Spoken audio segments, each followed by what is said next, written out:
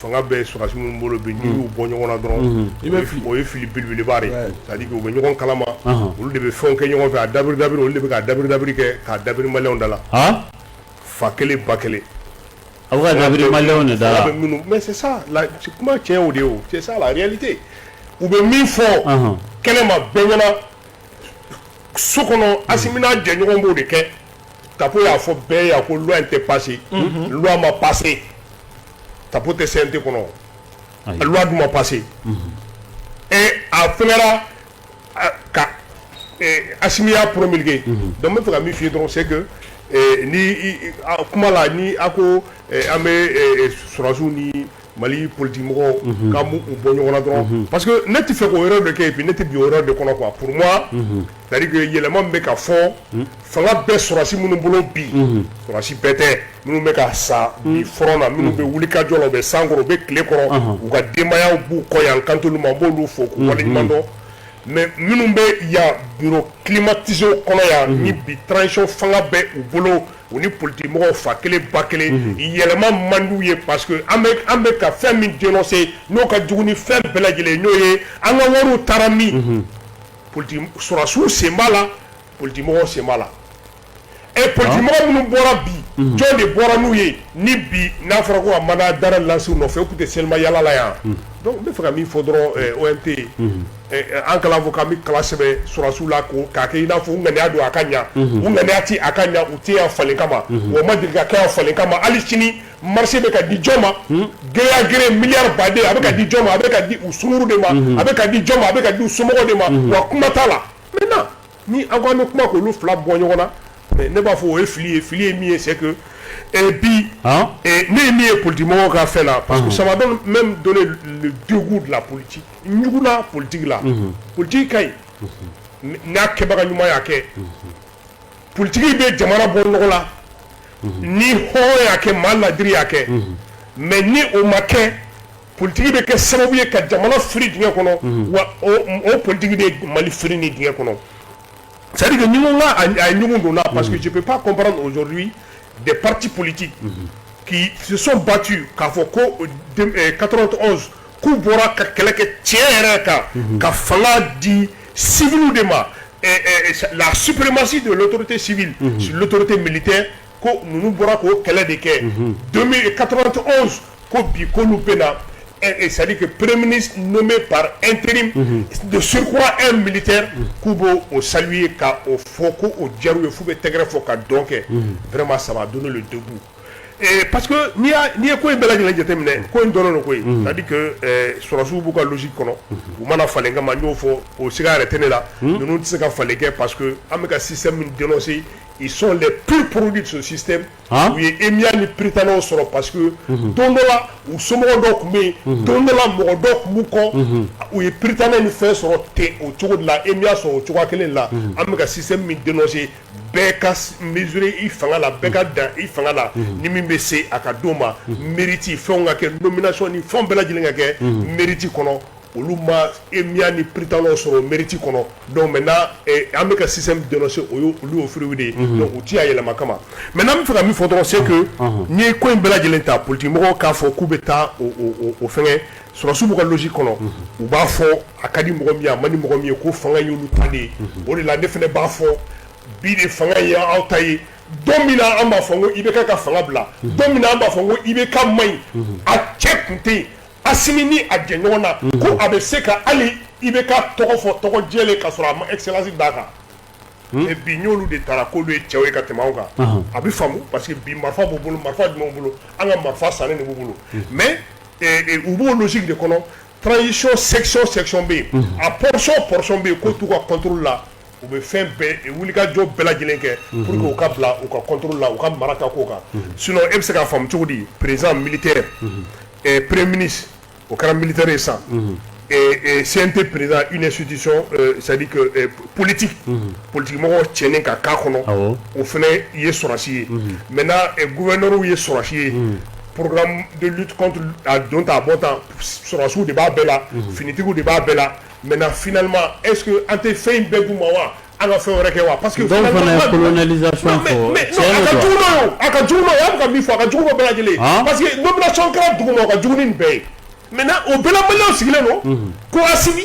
o bɛɛ la maliyɛnw sigilen don ko Diao o bɛɛ la maliyɛnw sigilen don ko Sadio mais ne dabali de bɛ ka ban quoi finalement moi je sais pas c'est à dire que an bɛna ladi cogo di ni ladili don ne hakili la Ala ye occasion bɛɛ lajɛlen yira an na n y'a fɔ n ko san 10 kɔnɔ an ye fɛn bɛɛ ye an ye jamana in fasi bɛɛ kan donc o kan ka k'an ma ladilikan ye maintenant k'a fɔ premier ministre polémique bɛ autour du premier ministre premier ministre n'i ye ordre protocolaire ta u y'o violé o tɛ ne dabali ban ninnu bɛ fɛn kɛ min t'o ye parce que c'est des spécialistes en violation des lois et des textes et sariya sɔsɔ c'est-à-dire que o jɔnjɔn de b'u bolo fɛn tɛ yen k'u ye u yɛrɛ sariya min sigi k'u m'a sɔsɔ a kelen fɔ n ye ne t'a la o charte min yɛrɛ bɛ olu c'est-à-dire que olu ka fanga sinsin bere ye charte min ye n'u ye an ka constitution bɔgɔti k'o da a kɛrɛfɛ o charte ni a ka d'u ye don min na u bɛ yɛlɛ a kan k'a dɔn c'est-à-dire que n bɛ fɛ ka min fɔ dɔrɔn c'est que n'i ye nin bɛɛ lajɛlen ta k'a lajɛ premier ministre nommé par c'est-à-dire que par intérim u bɛ ka maliyɛnw lajɛ de est-ce que maliyɛnw bɛna sɔn sɔrɔsi ka kɛ premier ministre ye wa ni mankan ma k'a la ni bɛɛ y'a apprécier o de la politique mɔgɔw b'a apprécier parce que politique mɔgɔw ka appréciation tɛ Abdoulaye Mayiga ka ye a ma ɲi dɛ parce que an tɛ Choguel fɛ point barre parce que jamana in kuma gɛlɛyara n'i y'a fɔ dɔw na taa fɔ ko i ye Choguel mɔgɔ ye dɔw na taa fɔ i ye Burama mɔgɔ ye dɔw na taa fɔ i ye Saka mɔgɔ ye bɛɛ n'i hakilina c'est-à-dire que bɛɛ ma kɛ Ala fɛ Ala ye bɛɛ da siga t'o la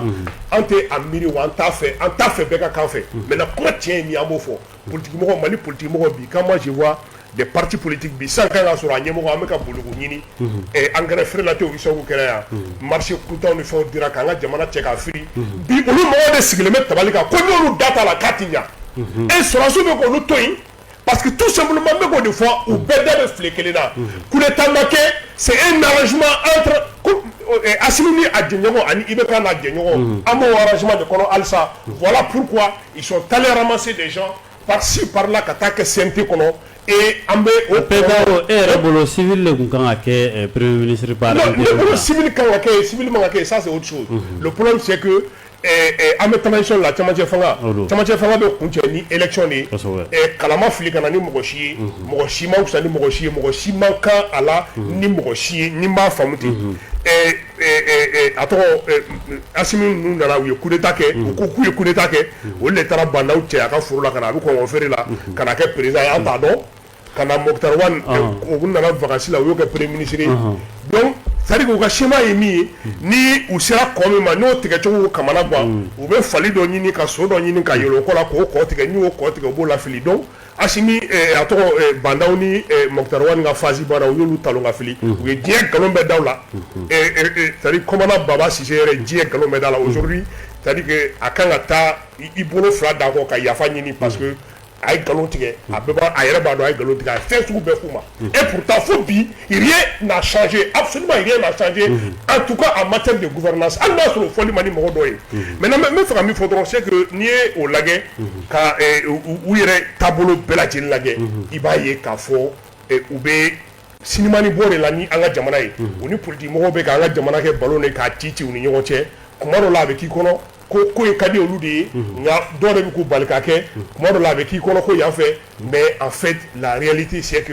ils jouent tous pour que an kana évidence la évidence ye jumɛn ye k'a jira maliyɛnw na hakili bɛ falen min na dugukolo ka meleke a falen tɛ kɛ faransi ko hali n'a yɛrɛ sɔrɔ faransi ko kɔnɔ cogo min na a ma u fɛla ko tɛ an nana u nana u yɛrɛ sɔrɔ diyagoya faransi ko kɔnɔ parce que tout simplement c'est-à-dire que la France a très mal joué et la France a perdu. Olu ka cɛya tɛ parce que tout simplement des déclarations min kɛra devant l'ONU Faransi dimina ka futinɛ donc Faransi diminen ka futinɛ donc kuma lankolon caman fɔra o kuma lankolon caman fɛ donc bɛɛ tɛ dusu fɛ an taara an yɛrɛ sɔrɔ Faransi ko kɛlɛ kɔnɔ a camancɛ kɔnɔ donc an tɛ se ka segin kɔ donc Faransi ko kɛra ten a kɛra dɔnni ko dɔnkoma ye n'i y'a dɔn ka segin kɔfɛ dɔ bɛ sa n'i taara donc diyagoya an ka avancer Faransi ko sɔrɔ la ten dɔn donc n bɛ fɛ ka min fɔ dɔrɔn c'est que n'i ye nin bɛɛ lajɛlen ta problème tɛ civil ko ni fɛn ko ye problème ye jumɛn ye n'i ye ordre protocolaire ta ni a fɔra ni premier ministre tɛ yen ni gouvernement sigira décret fila de bɛ ta décret fɔlɔ o ye répartition des tâches k'a fɔ bon ni ministre ka département ye a ka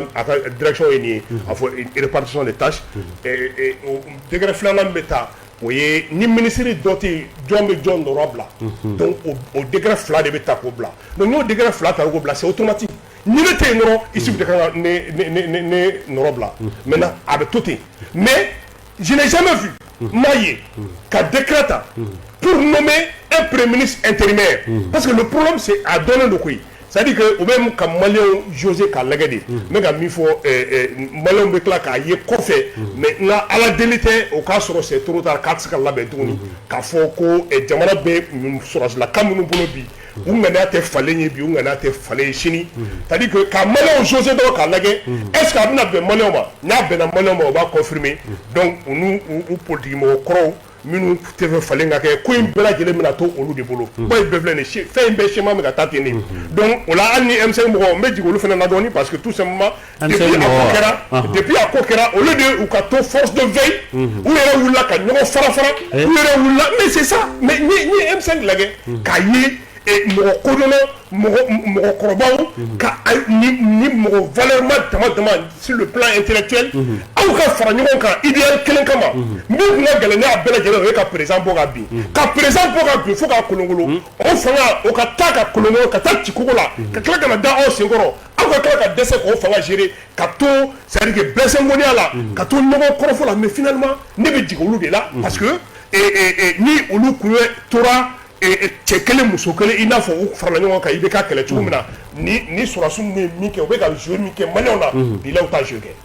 Voilà an bɛ taga ɲɛfɛ i b'a ye k'a fɔ an ka jamana kɔnɔ yan nɔ attaques ni o ye